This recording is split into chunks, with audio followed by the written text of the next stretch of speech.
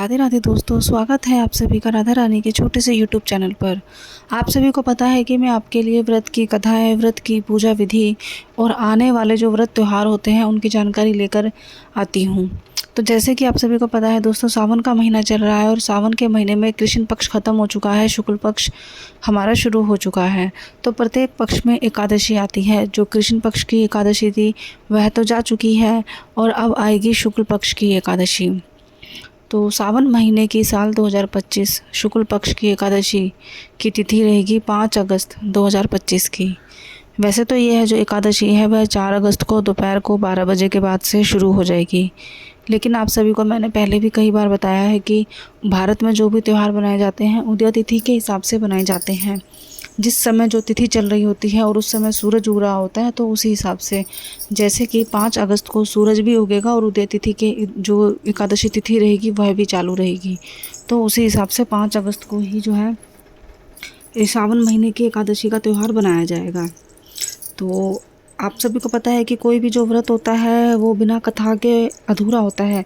हम भले ही पूजा पाठ कर लेते हैं लेकिन व्रत में जो है हमें कथा भी सुननी चाहिए। तो आज हम बात करने जा रहे हैं पुत्रदा एकादशी की, जो कि 5 अगस्त को पड़ने जा रही है। श्रावण पक्ष की ये एकादशी रहेगी, श्रावण में शुक्ल पक्ष की ये एकादशी रहेगी जिसका नाम है पुत्रदा एकादशी। तो दोस्तों, समय ज़्यादा ना बर्बाद करते हुए चलते हैं सीधा व्रत की कथा पर। तो एक समय की बात है, एक नगर का एक राजा था जिसका नाम था सुकेतुमान। राजा जो था विवाहित था, उसकी जो धर्मपत्नी थी उनका नाम था सव्या। राजा के पास प्रत्येक तरीके का राजपाट था, धन दौलत नाम शोहरत सब कुछ था, परंतु राजा के पास कोई संतान ना थी। राजा और जो उसकी रानी सव्या नाम की रानी थी, उन दोनों को हमेशा यही भय लगा रहता था कि उनके बाद उनका जो पितृदान है वह कौन करेगा और उनके बाद उनके इस राजपाट को, महल को, नगर को, राज्य प्रजा को कौन संभालेगा। तो राजा बहुत चिंतित था। एक दिन राजा जो है नगर भ्रमण के लिए गया और उसने एक नदी सरोवर के किनारे देखा, बहुत से ऋषि मुनि बैठे हुए थे, यज्ञ प्रत्यय कर रहे थे और साधना कर रहे थे। तो राजा ने अपने दुखी मन को जो है ऋषि मुनि के पास जाके लेकर गया और पूछा उनसे कि मैं राजा हूँ उस नगर का और परंतु मेरे पास कोई संतान नहीं है। मुझे यही चिंता रहती कि हमारी संतान ना होने के कारण हमारा जो तर्पण है वह कौन करेगा। तो ऋषि मुनियों ने राजा से बोला कि तुम चिंता ना करो, हमारे पास इसका भी एक उपाय है। यदि तुम चाहते हो तुम्हारे पुत्र रत्न की प्राप्ति हो, तुम्हें संतान हो, तो तुम साल के प्रत्येक वर्ष में 2 बार पुत्रदा एकादशी आती है। पुत्रदा एकादशी पहले पड़ती है पौष के महीने में, जो लगभग जनवरी के महीने में आती है, और दूसरी पुत्रदा एकादशी आती है श्रावण महीने में। तो यदि तुम पुत्रदा एकादशी का विधि पूर्वक व्रत करते हो और समापन करते हो, दान दक्षिणा करते हो और भगवान विष्णु से आराधना करते हो, मनोकामना करते हो, साथ ही साथ पुत्रदा एकादशी के दिन तुम्हें माता यशोदा और भगवान कृष्ण की फ़ोटो की आराधना करनी होगी, उनकी पूजा पाठ कीजिए, उनका नाम जाप कीजिए, तो अवश्य ही तुम्हारे घर में पुत्र रत्न की, संतान की प्राप्ति होगी। तो ऋषि मुनि की बात के हिसाब से जो राजा था उसने वैसे ही किया जैसा कि राजा ने वैसा ही किया जैसे कि ऋषि मुनि ने उनको बताया था। ऋषि मुनि के हिसाब से राजा ने पुत्रदा एकादशी का व्रत रखना शुरू करा। सुबह नहा धोकर अच्छे से राजा और राजा की जो धर्मपत्नी थी दोनों ने ही नहा धोकर स्नान आदि करके सारा घर, सारा महल बिल्कुल साफ़ कराकर फिर भगवान विष्णु के संग माता लक्ष्मी की आराधना करी। उनका जो है मतलब पूजा के लिए जो भी सामग्री आवश्यक होती है वह सामग्री लेकर आए, अच्छे से उनका भोग प्रसाद बनाया, व्रत किया, व्रत की पूजा पाठ करी, हवन कराया और व्रत कथा सुनी। इसी के साथ साथ उन्होंने माता यशोदा की पूजा करी। माता यशोदा की एक तस्वीर जिसमें छोटे से बाल गोपाल उनकी साथ गोद में हैं, उनकी उन्होंने पूजा करी, आराधना करी, व्रत किया, भोग लगाया, अच्छे से सारा काम जो है सारी विधि अनुसार व्रत का समापन करने के बाद राजा ने अपना व्रत का समापन किया और उन्होंने पूरे साल की दोनों पुत्रदा एकादशी का व्रत रखना प्रारंभ किया। राजा एवं रानी दोनों ने ही यह व्रत को विधि पूर्वक समापन किया।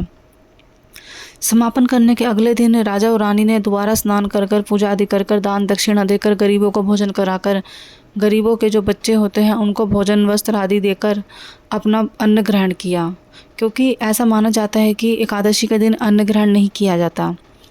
तो जो भी पुत्रदा एकादशी का व्रत राजा और रानी ने किया, उसको समापन के बाद धीरे धीरे कुछ समय के बाद राजा जो था, उस राजा और रानी का घर अब ठहर गया और राजा और रानी जो थे माता पिता बन चुके थे, उनको संतान और पुत्र रत्न की प्राप्ति हो चुकी थी।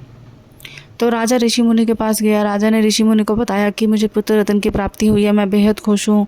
राजा ने पुत्र रत्न की प्राप्ति पर उसके हवन मुंड पर बहुत गाँव को भोजन कराया, गांव के सभी लोगों को दान दक्षिणा दी, वस्त्र बंटवाए, आसपास के सभी गांव को भोजन के लिए बुलाया और ऋषि मुनि के पास गया। ऋषि मुनि का बहुत धन्यवाद किया। तो ऋषि मुनि ने राजा को बोला, यह केवल एक पुत्रदा एकादशी थी जिसका व्रत करने से तुम्हें संतान की प्राप्ति हुई। यदि तुम साल में 24 एकादशी आती हैं, यदि तुम उन एकादशी का व्रत करते हो, अच्छे से प्रारंभ करते हो और विधि पूर्वक सारे व्रत की कथा सुनते हो, पूजा पाठ करते हो, दान दक्षिणा करते हो, अगले दिन व्रत समापन करके फिर अन्न और जल ग्रहण करते हो, तो बल्कि ना सिर्फ संतान और पुत्र, तुम्हें जीवन के सारे सुख प्राप्त हो जाएंगे। साथ ही साथ तुम्हें जीवन में जितने भी आवश्यक सुख समृद्धि धन दौलत माया लक्ष्मी की ज़रूरत होती है, वह सभी आपको मिल जाएंगे और आपको मोक्ष की प्राप्ति हो जाएगी। एकादशी का व्रत भगवान विष्णु की आराधना के लिए किया जाता है और भगवान विष्णु जो है हमारे मोक्ष की प्राप्ति वैकुंठ वास देने वाले हैं।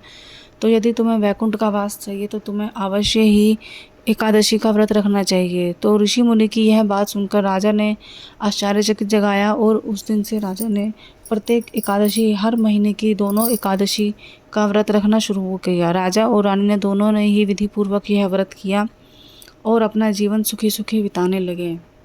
तो दोस्तों, इस कथा से हमें यह मिलता है कि जो एकादशी होती है, हमारे शुक्ल पक्ष की और कृष्ण पक्ष की दोनों एकादशी आती हैं और मनुष्य को जीवन में एक बार एकादशी का व्रत ज़रूर रखना चाहिए।